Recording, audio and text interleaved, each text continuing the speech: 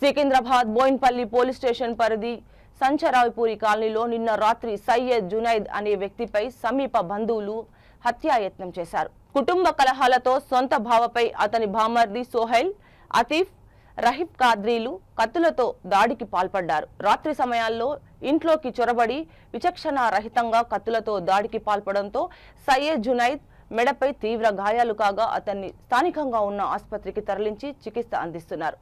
జునైద్ తన భార్యను తరచూ వేధిస్తూ ఇబ్బందులకు గురి చేస్తున్నాడన్న కోపంతో దాడికి పాల్పడినట్లు పోలీసుల ఎదుట ఒప్పుకున్నట్లు పోలీసులు తెలిపారు.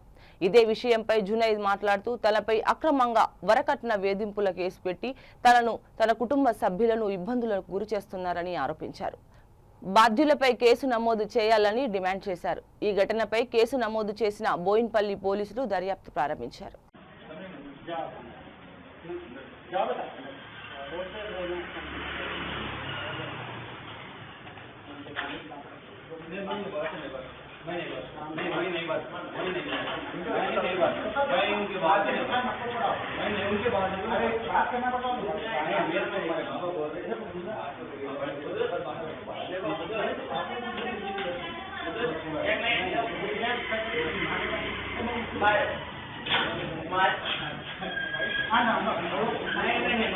नहीं